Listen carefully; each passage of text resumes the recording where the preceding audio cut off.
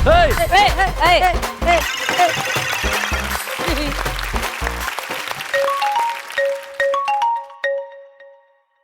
Hello hello, ആന്റിക്ക് എന്താ ഉള്ളത്? ആന്റിക്ക് എന്താണ് ഇല്ലാത്തത്? അതല്ല, ആന്റിക്ക് എന്തെങ്കിലും ഉണ്ടോന്ന്? പിന്നെ ഇഷ്ടംപോലെ പൊങ്ങച്ചോണ്ട് അഹങ്കാരമുണ്ട്, അതിലെ ഞങ്ങൾ കളഞ്ഞിട്ട് പോയത്. എടോ, പഴയ സാധനങ്ങൾ എന്തെങ്കിലും ഉണ്ടോന്ന്? പഴയ സാധനങ്ങൾ തന്നെ എഴുതിക്കൊണ്ട് വന്നത്, ഡയറക്ടർ ഓടിച്ച്. പഴയൊന്നും ഇല്ലേ? പഴയത് ഉണ്ട്, ഒന്ന് രണ്ടെണ്ണം എവിടെയെങ്കിലും ഞങ്ങൾ കുത്തിക്കയറ്റി, അത് വേറെ കേസ്. എടോ, ഞാൻ പറയുന്നത് നിങ്ങൾക്ക് മനസ്സിലാവുന്നില്ല. നിങ്ങൾ പറയുന്നത് മനസ്സിലാക്കിയാൽ എന്റെ ക്യാരക്ടർ വിട്ടുപോകും. ഹേ, പിന്നെ സ്കിറ്റ് മുന്നോട്ട് പോകത്തില്ല. വെച്ചിട്ട് പോടോ. എന്റെ പണി വിളിച്ചിട്ട് എന്റെ അടുത്ത് വെച്ചിട്ട് പോനോ? നീ ആണോടാ വെച്ചിട്ട് പോടാ? എടാ അമ്പിളിക്കുട്ടാ, വായുമ്പോൾ നീക്കാതെ ആ പഴയ സാധനങ്ങളുടെ പൊടിയൊക്കെ ഒന്ന് അടിച്ചു വയ്യടാ അങ്ങോട്ട്. മുതലാളിക്ക് തലയ്ക്ക് വല്ല ഭ്രാന്തുണ്ട്. പഴയ സാധനങ്ങളല്ലേ, അതിന്റെ പൊടിയെന്തി അടിക്കുന്നത്? പഴയത് പഴയതായിട്ട് ഇരുന്നാലും ഇവിടെ ആള് വന്ന് കയറത്തുള്ളൂ. എന്താ ഒരു പട്ടി ഇവിടെ കയറാത്തത്? അത്ഭുത വിളക്ക്. ഇപ്പൊ നിങ്ങൾ വിചാരിക്കും ഞാനിതിങ്ങനെ തുടയ്ക്കുമ്പോ ഇതിനകത്തൊന്ന് ഭൂതം വരും, ഇല്ലേ പഴയ സ്കിറ്റ്. അങ്ങനല്ല, അതൊക്കെ ചുമ്മാതെയാണ്. ഭൂതവും പ്രേതവും ഒന്നും നമ്മുടെ ജീവിതത്തിലൊന്നും ഇല്ല. അപ്പൊ മനസ്സിലായില്ലേ? കണ്ട, ഒരു ഭൂതവും വന്നില്ല. അതാ ആടാ കോളിംഗ് ബിൽ അടിക്കുന്നത്. ഈ പിള്ളേരെ കാര്യം ഇതാണ്. അത് ഈ കോളിംഗ് ബിൽ അടിക്കുന്നെന്ന് പറഞ്ഞ് ഇത്ര വലിയ കൗണ്ടർ ഒന്നും ഇല്ല കേട്ടോ, ഇങ്ങനോടൊന്നും ചിരിക്കാൻ.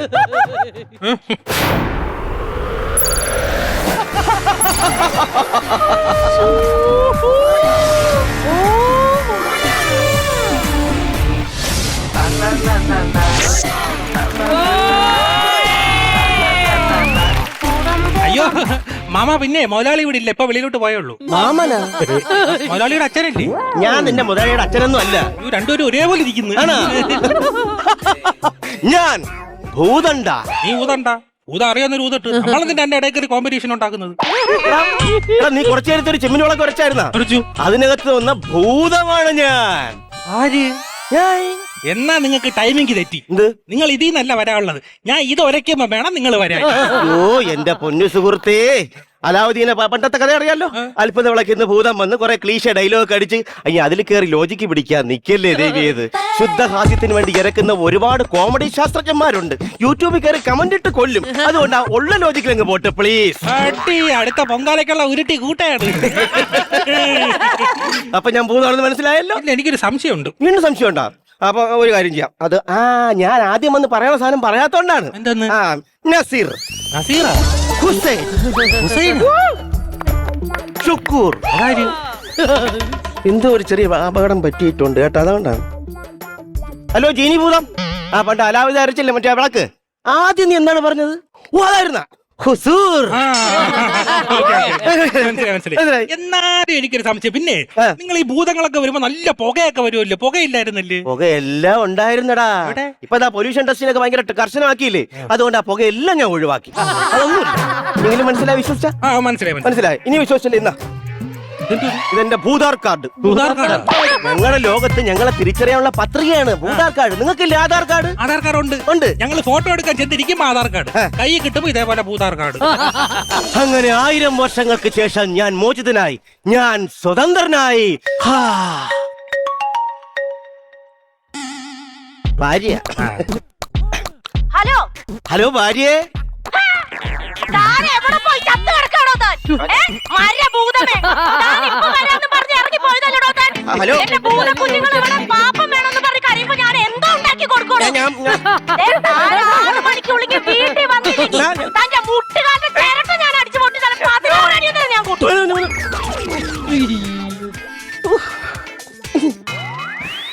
കണ്ടാ, 1000 വർഷം ഈ വിളക്കിനകത്ത് കയറി കിടന്നവനാണ് ഞാൻ.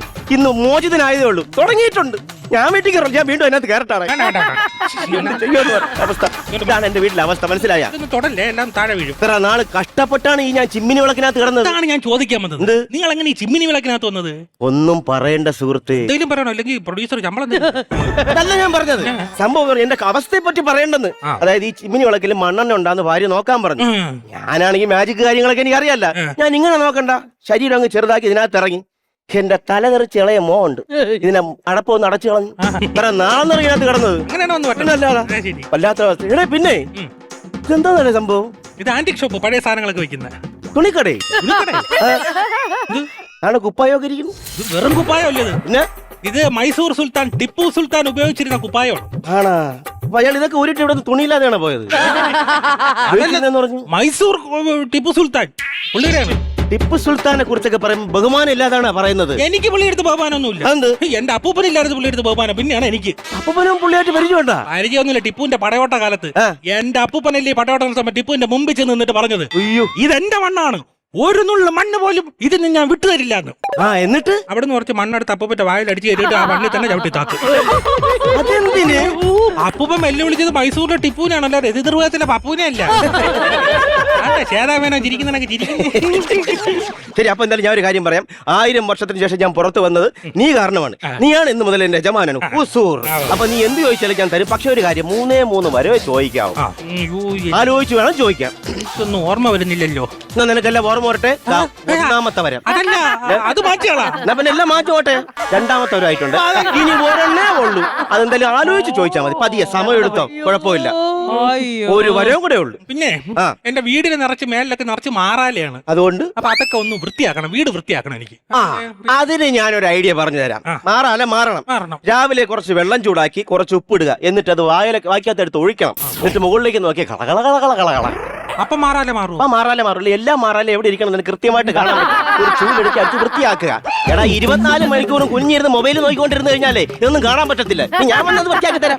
അല്ലെങ്കിൽ ഇനി വൃത്തിയാക്കിയിട്ട് കാര്യമൊന്നുമില്ല. ഞാൻ വീട്ടിലൊന്നും പോകാറുണ്ട്. അത് വീട്ടിൽ നീ പോകാത്തന്റെ കാര്യം? വീട്ടിൽ പോകാൻ പറ്റൂല. കാര്യം? അതെ, എന്റെ മാമ സുഖമല്ല അടക്കായിരുന്നു. മാമന് ഭയങ്കര ആഗ്രഹം വെച്ച് കാറ്റൊക്കെ കൊള്ളണം. അയ്യോ പാവം. എന്റെ ഇരിക്കുന്ന ഫാൻ മേടിക്കാനൊക്കെ പൈസ. എന്നിട്ട് ഞാൻ ഫാൻ മേടിക്കാൻ തപ്പി നടന്നു. പിന്നെ ഇലക്ട്രീഷ്യൻ തപ്പി നടന്നു. ആരെയും കിട്ടിയില്ല. നീ പിന്നെ എന്ത് ചെയ്ത്? ഞാനിവിടെ നിന്ന് പഴയ ഒരു ബ്രിട്ടീഷുകാരെ ഫാൻ എടുത്ത് കെട്ടി തൂക്കി. വർഷങ്ങൾ പഴക്കമുള്ളത് കെട്ടി തൂക്കി. എന്നിട്ട് ഞാൻ പുറത്തോട്ട് പോയിട്ട് തിരിച്ചു വന്നപ്പോ വീടിന്റെ ഫ്രണ്ടിൽ ടാർപ്പ, കസേര, ട്യൂബ്, ആള്. മാമ മരിച്ചായിരിക്കും അല്ലേ? ചായിരിക്കൊന്നല്ല, കൺഫേം. വീട്ടുകാർക്കും വേണ്ട, നാട്ടുകാർക്കും വേണ്ട. അങ്ങനൊന്നും പറയരുത്. എന്ത്? അങ്ങനെ ആർക്കും വേണ്ട നടക്കുന്നൊന്നുമല്ല ഞാൻ. പിന്നെ എനിക്കൊരു കാമുകിയൊക്കെ ഉണ്ട്. അവൾ എന്ന് വൈകുന്നേരത്ത് ജ്യൂസ് ഒക്കെ ഉണ്ടാക്കി വെച്ചിട്ട് എന്നെ വിളിക്കും കുടിക്കാൻ. നീ പോയി കുടിക്കുവോ? ഞാൻ എപ്പോഴത്തേക്ക് കൂട്ടുകാരോട് വെള്ളമൊക്കെ അടിച്ച് കറങ്ങി കിടക്കും. എടാ മരക്കിഴങ്ങ കാമക്ക് ജ്യൂസ് ഉണ്ടാക്കി തരുമ്പോ അത് കുടിക്കണോ? കണ്ട മാട്ട വെള്ളം കുടിക്കാൻ പോണോ? എന്തോ പറഞ്ഞിട്ട് ഈ പറയുന്നത്? ഇന്നത്തെ കാലത്ത് കാമുകിമാര് തരുന്ന ജ്യൂസ് ഒന്നും കുടിക്കാൻ പറ്റത്തില്ലെന്ന്. കൂട്ടുകാർ തരുന്ന 4 പെഗ്ഗാണെങ്കിൽ ഇഴഞ്ഞെങ്കിലും വീട്ടിൽ എത്താം. അപ്പൊ ഞാനൊരു കാര്യം പറയാം. നിനക്ക് എന്തെങ്കിലും പ്രശ്നത്തിന് പരിഹാരം കാണണമെങ്കിൽ അത് ഉപയോഗിച്ചോ, ഞാൻ പറഞ്ഞു. പ്രശ്നത്തിന് പരിഹാരം ഉണ്ട്. എന്നെ എല്ലാരും കളിയാക്കും. എന്തിന് കണ്ണാടി വരെ എന്നെ കളിയാക്കും. കണ്ണാടി കളിയാക്കും? അതെങ്ങനെ? പിന്നെ കണ്ണാടിയെ കുറ്റപ്പെടുത്തിയിട്ട് കാര്യമില്ല. എന്റെ കുഞ്ഞുനാളില് ഞാൻ ഈ കണ്ണാടി നോക്കി ഒരുപാട് കൊഞ്ഞനം കുത്തി കണ്ണാടിയെ കളിയാക്കും. ഇപ്പൊ കണ്ണാടി എന്നെ കളിയാക്കോ? കണ്ണാടി നിന്നെ കളിയാക്കുന്നല്ലടാ. അതായത് ഇത്ര നീ പ്രായമായില്ലേ, നിന്റെ മുഖത്തൊക്കെ ചുക്കും ചുളിവൊക്കെ വീണ് നീ വല്ലാത്ത ലെവലായി പോയി. നിന്റെ മുഖം തന്നെ അവിടെ കാണുന്നത്. അത് തന്നെ ഞാൻ കളിയാക്കുവാണെന്ന്. ഒരിക്കലും അല്ല. അപ്പൊ പിന്നെ അതെ, പിന്നെ ഞാൻ ഒരു വന്നപ്പോഴേ ചോദിക്കണമെന്ന് വിചാരിച്ചു. ഈ ഭൂതങ്ങൾക്കൊക്കെ ഈ കറുത്ത തലമുടിയില്ലേ, നിങ്ങൾക്ക് എങ്ങനെ ഇവിടെ ഈ നരച്ചത്? ഈ തലമുടിയും താടിയൊന്നും അല്ല.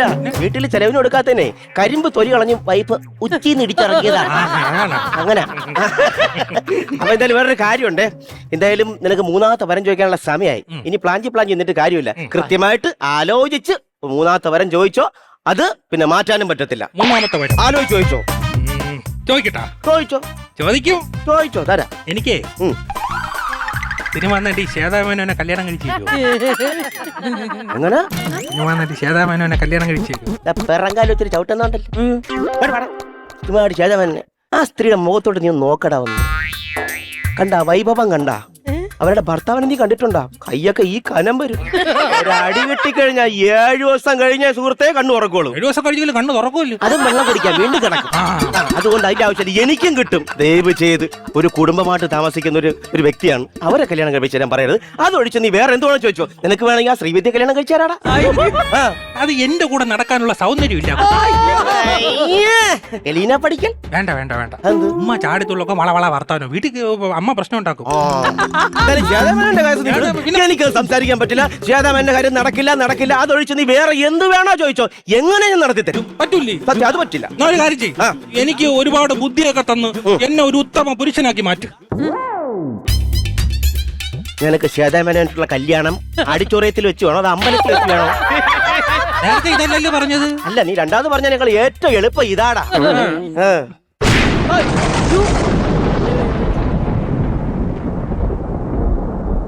ഭൂതേഷ് കുമാർ എന്റെ പ്രഭുവാണ്, അശരീര പ്രഭു. ബഹുമാനിക്കണം, തൊഴുതില്ല. പ്രഭു പറയണം പ്രഭു. നിങ്ങൾ മോചിതനായതിൽ സന്തോഷം. എന്നാൽ നിങ്ങൾ ഈ ഭൂമിയിൽ കാണുവാനോ മിണ്ടുവാനോ പാടില്ലാത്ത ഒരു മനുഷ്യനുണ്ട്. അങ്ങനെ കാണുമുണ്ടേ ചെയ്താല അങ്ങനെ ചെയ്താ എന്ത് ചെയ്യും? അങ്ങനെ ചെയ്താൽ നിങ്ങൾ 2000 വർഷം വീണ്ടും വിളക്കിനകത്ത് കഴിയേണ്ടി വരും. 1000 വർഷം കഴിഞ്ഞത് തന്നെ എനിക്ക് തന്നെ അറിയാം. അയ്യോ ശരീര പ്രഭു, അതെ ആ പേരൊന്ന് പറഞ്ഞു തരാമോ? ആ മനുഷ്യന്റെ പേര് അമ്പിളിക്കുട്ടൻ. അങ്ങനെയൊക്കെ ഓരോരോ ജന്മങ്ങൾ ഉണ്ടടേ. പറയാൻ പോലെ നിന്റെ പേരെന്തോന്നു? അമ്പിളിക്കുട്ടൻ. എടാ അശരീരം മോനെ. എടാ ഷൂട്ട് കഴിഞ്ഞിട്ട് ക്യാമറ സ്റ്റാൻഡ് മടക്കുമ്പോ പറഞ്ഞാൽ മതിയായിരുന്നല്ല. നേരത്തെ ആയിപ്പോയി. എന്നെ വീണ്ടും വിളക്കിലേക്ക് എന്നെ പോകാൻ ദൈവമേ. ഇടയ്ക്കൊക്കെ അങ്ങനെ നിങ്ങൾ പുറത്തിറക്കണം കേട്ടാ. തുറ എനിക്ക് എന്തായാലും എനിക്ക് വിധിച്ച് എന്നല്ലടാ 2000 വർഷം ഇനി അതിനകത്ത് കിടക്കണം. വല്ലപ്പോഴും വന്നൊന്ന് ഒരിക്കെങ്കിലും ചെയ്യണേ ഈശ്വരാ.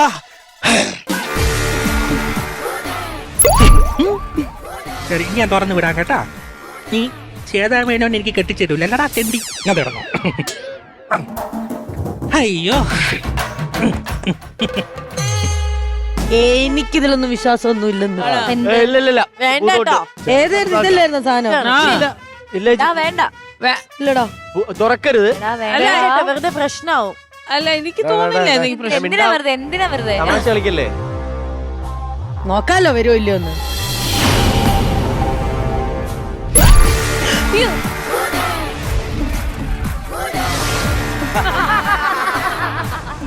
എടാ അമ്പളിക്കുട്ടാ, നീ ഇത് കണ്ടോടെ? എന്തോ നീ ഇത് തീർത്തിട്ട് ഇവിടെ പോയതല്ലേ? അയ്യോ, വീണ്ടും വിളിച്ചു വരുത്തിയാ. അല്ല ഞാൻ ഇതിൽ വലിയ വിശ്വാസം ഇല്ലെന്നു നോക്കാം. പൊന്നു കൊച്ചെ, എങ്ങനെ വല്ല വിധനെ 10 കൗണ്ടർ ഒപ്പിച്ചൊരു സ്കിറ്റ് ഉണ്ടാക്കി വെച്ചത് കാരണം വീണ്ടും വിളിച്ചു വരുത്തേക്കുന്നു. ഒരു കാര്യം ചെയ്യും, നിങ്ങൾ ഇന്ന് സ്കിറ്റ് കളി. അല്ല എനിക്കറിയുക, എനിക്കെങ്ങനെ അറിയും? അണിഞ്ഞുടക്കി അതാടാ. ഇനി എങ്ങനെ എന്ത് ചെയ്യും? എനിക്ക് തലയെ കൂടെ വണ്ടി ഓടല്ലേ, ഇങ്ങോട്ട് ഒന്നും ചെയ്യണ്ട. അവിടെ വയ്ക്കല്ലേ, ഇനി എടുത്ത് വരയ്ക്കും. നോക്കോ, ആവശ്യമില്ല.